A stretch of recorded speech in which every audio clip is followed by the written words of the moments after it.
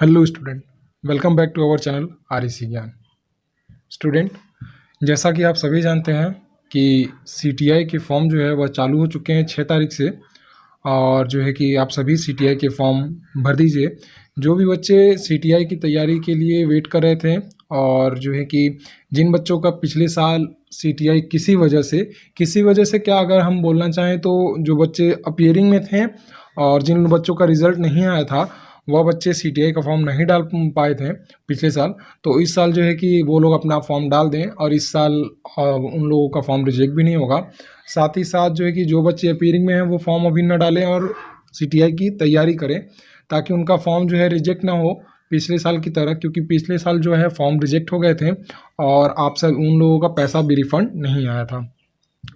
तो दोस्तों, हम जो है यहाँ पर सीटीआई की तैयारी के लिए बात करेंगे। यहाँ पर आप सभी को आरएसी के सीटीआई की तैयारी की कराई जाएगी और साथ ही साथ आपको इस वीडियो में हम 30 क्वेश्चंस अपलोड किए हैं ताकि आप सभी को जो है कि कोई भी दिक्कत ना हो पढ़ने में भी, क्योंकि बहुत ज़्यादा क्वेश्चन होते हैं तो लोगों को बोरिंग भी लगने लगता है। साथ ही साथ आप सभी जो है कि बढ़िया से तैयारी कीजिए। आइए चलिए हम शुरू करते हैं अपने वीडियो को। सर्वप्रथम मैं आप सभी को बताना चाहूँगा कि सीटीआई में किस प्रकार के क्वेश्चन पूछे जाएंगे। सीटीआई में जो है कि आपके आरएसी, अगर आपका ट्रेड है तो आपके आरएसी से ही क्वेश्चन पूछे जाएंगे। क्या सीटीआई के जो क्वेश्चन होंगे वह कहीं बाहर से बनाए जाते हैं? नहीं, बिल्कुल ऐसा नहीं है। सीटीआई के जो क्वेश्चन होंगे वो आपके सिलेबस से, आपकी बुक से और आपके पढ़ाए हुए जो है कि ईयर से ही आप सभी के क्वेश्चन बनेंगे। तो यह जो क्वेश्चन होंगे वो कहीं बाहर से नहीं होंगे, आपके ट्रेड से ही होंगे, प्लस आपके सिलेबस से ही ये सारे क्वेश्चन बनाए जाते हैं। तो आइए देर न करते हुए अपने इस वीडियो को शुरू करते हैं। वीडियो में एंड तक बने रहिएगा। वीडियो अच्छा लगे तो वीडियो को लाइक करिएगा और अपने दोस्तों के साथ शेयर करिएगा। अगर आप हमारे चैनल पर नए हैं तो हमारे चैनल को सब्सक्राइब करिएगा। तो चलिए शुरू करते हैं अपने इस वीडियो को। पहला क्वेश्चन है हमारा दोस्तों, रेफ्रिजरेंट का हिमांक होना चाहिए। इसमें भी 4 ऑप्शन दिए गए हैं। पहला ऑप्शन है कम, दूसरा ऑप्शन है अधिक, तीसरा ऑप्शन है 0 डिग्री सेंटीग्रेड और चौथा ऑप्शन है इनमें से कोई नहीं। तो इसमें हम आंसर के कुछ जानेंगे कि क्या होता है। एक आदर्श रेफ्रिजरेंट में निम्न गुण होने चाहिए। पहला होता है क्वथनांक निम्न होना चाहिए, दूसरा होता है हिमांक भी निम्न होना चाहिए, इसके विशिष्ट ऊष्मा निम्न तथा लेटेंट हीट उच्च होना चाहिए, और चौथा है क्रिटिकल दाब तथा उच्च होना चाहिए, और पांचवा है जहरीला नहीं होना चाहिए। तो इसका सही उत्तर दोस्तों ऑप्शन नंबर ए, रेफ्रिजरेंट का हिमांक जो है वह निम्न होना चाहिए और क्वथनांक भी निम्न होना चाहिए। दूसरा क्वेश्चन हमारा, रेफ्रिजरेंट की श्यानता होनी चाहिए। पहला ऑप्शन है अधिक, दूसरा ऑप्शन है कम, तीसरा ऑप्शन है कोई भी और चौथा ऑप्शन है ए और बी दोनों।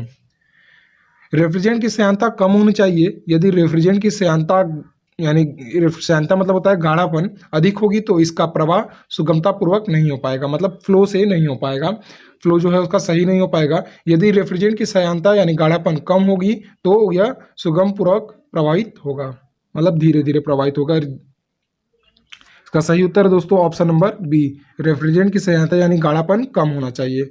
अगला क्वेश्चन हमारा, एक आदर्श रेफ्रिजरेंट का कौन सा आवश्यक गुण है? पहला ऑप्शन है विषाक्त, दूसरा ऑप्शन है विस्फोटक, तीसरा ऑप्शन है निम्न क्वथनांक और चौथा ऑप्शन है उच्च हिमांक। इसका सही उत्तर दोस्तों ऑप्शन नंबर सी, एक आदर्श रेफ्रिजरेंट का क्वथनांक निम्न होना चाहिए। यदि रेफ्रिजरेंट का क्वथनांक निम्न होगा तो यह शीघ्रता से गैसीय अवस्था में परिवर्तित हो जाएगा, जिससे कूलिंग क्रिया उत्तम होगी, अच्छी होगी कूलिंग हमारी।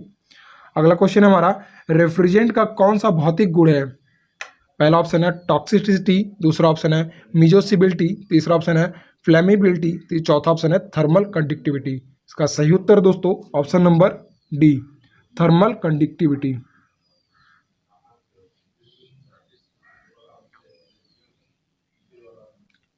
रेफ्रिजरेंट की थर्मल कंडक्टिविटी एक भौतिक गुण है। रेफ्रिजरेंट की मुख्य भौतिक गुण निम्न प्रकार के होते हैं। पहला होता है उपलब्धता, दूसरा होता है शुद्धता, तीसरा होता है मितव्ययी, चौथा होता है स्नेह के साथ निक्रिय और पांचवा होता है निम्न श्यानता, छठा होता है रिसाव प्रकृति और सातवां होता है उष्मीय चालकता। यह जो होते हैं हमारे रेफ्रिजरेंट के मुख्य भौतिक गुण होते हैं। अगला क्वेश्चन है हमारा क्वेश्चन नंबर 5,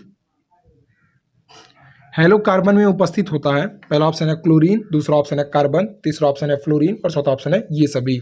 तो इसका सही उत्तर दोस्तों ऑप्शन नंबर डी, ये सभी। हेलोकार्बन में क्लोरीन, कार्बन, फ्लोरीन उपस्थित होते हैं। यह रेफ्रिजरेंट सामान्यतः कार्बन, क्लोरीन तथा फ्लोरीन आदि से मिलकर बने होते हैं, इसलिए इन्हें क्लोरोफ्लोरोकार्बन यानी CFC रेफ्रिजरेंट अथवा फ्रियोन समूह रेफ्रिजरेंट भी कहा जाता है। हेलोकार्बन में जो होते हैं हमारे क्लोरीन, कार्बन, फ्लोरीन यानी CFC, उसको क्लोरोफ्लोरोकार्बन भी कहते हैं। देखिए CFC में आपका तीनों आ जाता है, C से कार्बन, क्लोरीन, F से फ्लोरीन और C से फिर कार्बन, क्लोरोफ्लोरोकार्बन इसको बोलते हैं। अगला क्वेश्चन है हमारा, हेलोकार्बन का अन्य नाम क्या है, यानी हेलोकार्बन का दूसरा नाम क्या है। पहला ऑप्शन है क्लोरोफ्लोरोकार्बन, दूसरा ऑप्शन है फ्रियोन समूह, तीसरा ऑप्शन है A और B दोनों, और चौथा ऑप्शन है इनमें से कोई नहीं। अभी ऊपर हमने जाना इसको पिछले क्वेश्चन में कि हेलोकार्बन में उपस्थित होता है कौन से होते हैं, CFC यानी क्लोरीन, फ्लोरीन और कार्बन तीनों होते हैं।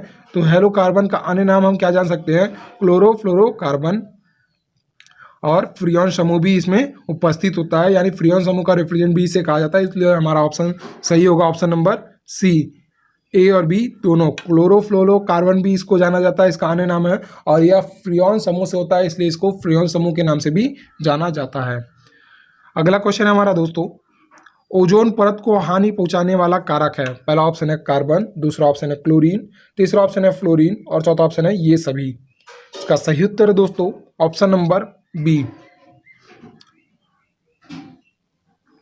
क्लोरीन। अगला क्वेश्चन है हमारा, हाइड्रोकार्बन समूह के अंतर्गत आने वाला रेफ्रिजरेंट है। पहला ऑप्शन है इथेन, दूसरा ऑप्शन है प्रोपेन, तीसरा ऑप्शन है ब्यूटेन और चौथा ऑप्शन है ये सभी। तो इसका सही उत्तर दोस्तों ऑप्शन नंबर D, ये सभी। इथेन, प्रोपेन और ब्यूटेन जो होते हैं हमारे हाइड्रोकार्बन समूह के अंतर्गत आने वाले रेफ्रिजरेंट है। यह आप बात याद रखिएगा, यह तीनों चीज़ याद कर लीजिएगा, इथेन, प्रोपेन और ब्यूटेन जो होते हैं वो हमारे हाइड्रोकार्बन समूह के अंतर्गत में रेफ्रिजरेंट में आते हैं। रेफ्रिजरेंट चैप्टर का मैंने से पहले से ही वीडियो बना रखा है, अगर वो वीडियो आपको देखना है तो आप ऊपर जाके आई बटन पे देख सकते हैं, या फिर मैं नीचे उसका लिंक डिस्क्रिप्शन में दे दूंगा, आप वहाँ से भी उस वीडियो को जाके देख सकते हैं। उसमें मैंने आप सभी को बताया कि रेफ्रिजरेंट कितने प्रकार के होते हैं और कौन कौन से होते हैं और कौन कौन से उनके कार्य होते हैं और कौन कौन से ग्रुप के वो होते हैं। साथ ही साथ मैंने उसमें बताया है कि आप सभी को कि रेफ्रिजरेंट के कलर को किस प्रकार से पहचाना जाता है, कि रेफ्रिजरेंट का जो सिलेंडर होता है वो कौन से कलर में कौन सा रेफ्रिजरेंट भरा होता है। बढ़ते हैं अपने अगले क्वेश्चन की ओर। अगला क्वेश्चन है हमारा, 2 या 2 से अधिक रेफ्रिजरेंट को निश्चित अनुपात में मिलाने से प्राप्त रेफ्रिजरेंट कहलाते हैं। इसका 4 ऑप्शन दिए गए हैं इसमें। पहला ऑप्शन है जियोट्रॉप्स, दूसरा ऑप्शन है एजियोट्रॉप्स, तीसरा ऑप्शन है हेलोकार्बन और चौथा ऑप्शन है CFC। इसका सही उत्तर दोस्तों option number B, azeotropes. Refrigerant chapter में मैंने ये भी बताया है एजियोट्रॉप्स के बारे में भी, कि एजियोट्रॉप्स जो होते हैं हमारे वह रेफ्रिजरेंट किस प्रकार के होते हैं। 2 या 2 से अधिक रेफ्रिजरेंट को निश्चित अनुपात में मिलाने पर प्राप्त रेफ्रिजरेंट एजियोट्रॉप्स कहलाते हैं। इन्हें ताप, दाब, अन्य युक्तियों द्वारा पृथक नहीं किया जा सकता है। पृथक मतलब होता है हमारा अलग अलग नहीं किया जा सकता।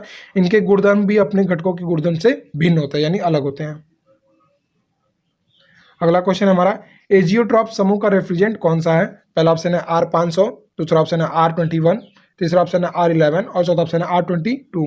इसका सही उत्तर है दोस्तों ऑप्शन नंबर A, R500 जो होता है हमारा वह एजियोट्रॉप समूह का होता है। R500 ये जो होता है ये 73.8% होता है। R12 तथा R26 जो होता है, या हमारा R12 जो होता है, या हमारा 26% होता है इसमें, और R152 होता है का मिश्रण होता है इसमें। अगला क्वेश्चन है हमारा, अकार्बनिक रेफ्रिजरेंट है। पहला ऑप्शन है पानी, दूसरा ऑप्शन है अमोनिया, तीसरा ऑप्शन है कार्बन डाइऑक्साइड और चौथा ऑप्शन है ये सभी। इसका सही उत्तर दोस्तों ऑप्शन नंबर D, ये सभी। अकार्बनिक रेफ्रिजरेंट पानी, अमोनिया, कार्बन डाइऑक्साइड है आदि।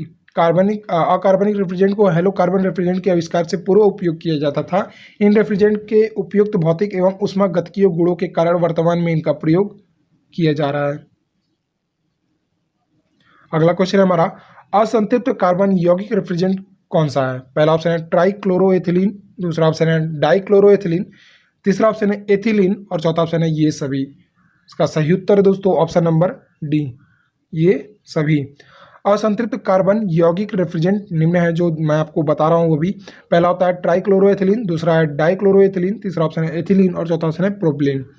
इन रेफ्रिजरेंट में एथिलीन C2H2Cl2 या प्रोपिलीन C3H6 में कोई एक अवश्य होता है। अगला क्वेश्चन हमारा, ये सूची मिलान है, इसको हम रहने देते हैं, आगे क्वेश्चन की ओर बढ़ते हैं।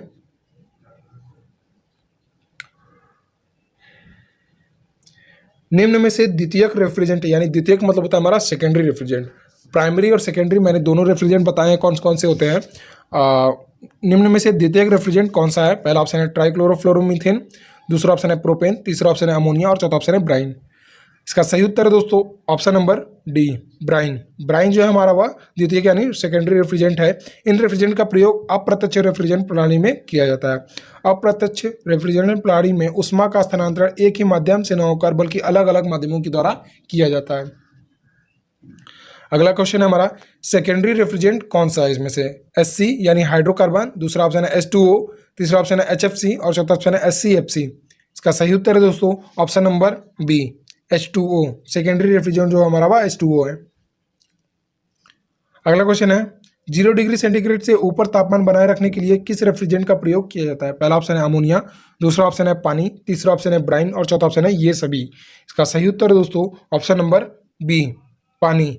0 डिग्री से ऊपर तापमान बनाए रखने के लिए किस रेफ्रिजरेंट का प्रयोग किया जाता है? पानी का प्रयोग किया जाता है।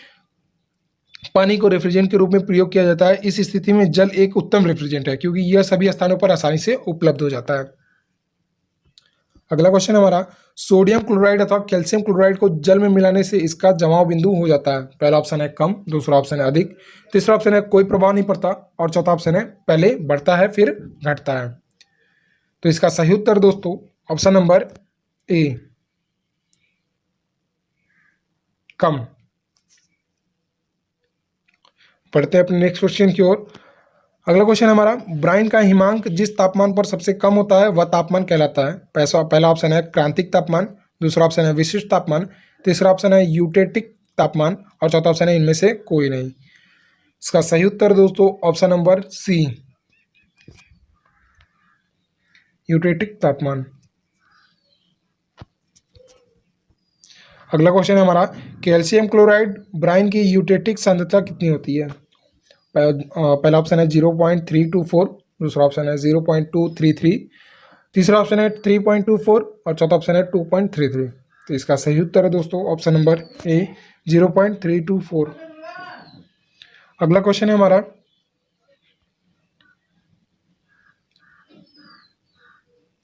अमोनिया का रासायनिक सूत्र क्या है? देखिए बहुत ही आसान क्वेश्चन है, आप सभी के सिलेबस से ही सारे क्वेश्चन पूछे जाएंगे और ये सारे जो क्वेश्चन है आपके ट्रेड में सिलेबस से ही लाए गए हैं, आपके बुक से ही उठाए गए हैं सारे क्वेश्चन।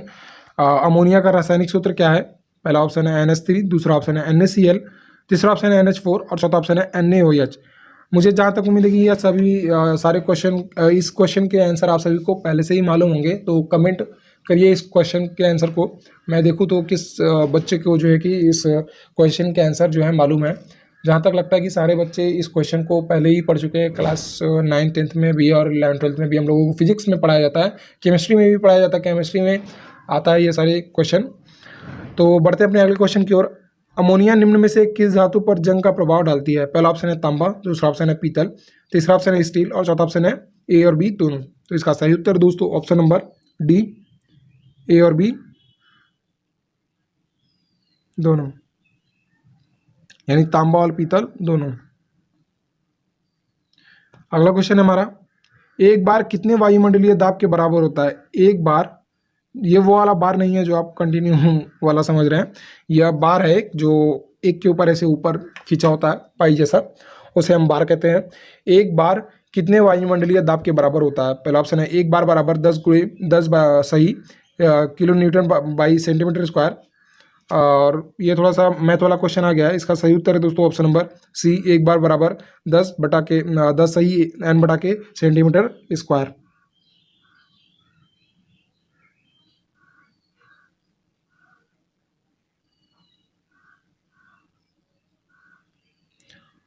हमारा अगला क्वेश्चन है, सल्फर डाइऑक्साइड को के समीप ले जाने पर सफेद धुआं निकलता है, बीच में स्पेस है।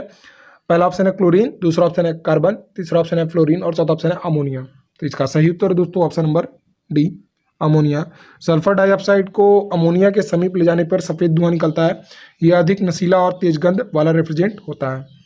27 नंबर क्वेश्चन हमारा, फ्रियॉन 21 का रासायनिक नाम क्या है? पहला ऑप्शन है मोनोक्लोरो डाइफ्लोरोमीथेन, दूसरा ऑप्शन है डाइक्लोरो डाइफ्लोरोमीथेन, तीसरा ऑप्शन है डाइक्लोरो मोनोफ्लोरोमीथेन और चौथा ऑप्शन है इनमें से कोई नहीं। इसका सही उत्तर है दोस्तों ऑप्शन नंबर सी, डाइक्लोरो मोनोफ्लोरोमीथेन।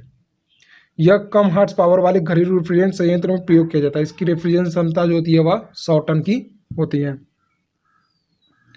अगला क्वेश्चन है, निम्न कथनों पर विचार कीजिए। सॉरी, हम बढ़ते अपने अगले क्वेश्चन की ओर। रेफ्रिजरेंट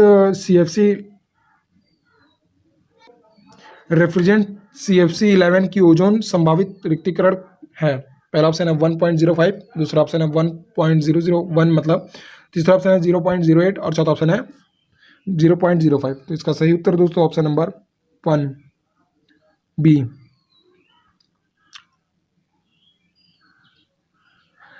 आखिरी क्वेश्चन हमारा दोस्तों, विकसित देशों के लिए HCFC का फेज आउट लक्ष्य कब तक का है। पहला ऑप्शन है वर्ष 2030 तक, दूसरा ऑप्शन है वर्ष 2040 तक, दूसरा ऑप्शन है वर्ष 2045 तक और चौथा ऑप्शन है वर्ष 2025 तक। तो इसका सही उत्तर दोस्तों ऑप्शन नंबर 1 वर्ष 2030 तक। विकसित देशों के लिए HCFC का फेज आउट लक्ष्य वर्ष 2030 तक का है तथा विकसित विकासशील देशों को 2040 तक CFC और HCFC के 100% फेज आउट लक्ष्य प्राप्त करना है। बेसा लेवल 2015 में CFC और HCFC की औसत उत्पादन एवं खपत करना है। सो दोस्तों, ये सारे क्वेश्चन आपको कैसे लगे कमेंट करके ज़रूर बताइएगा।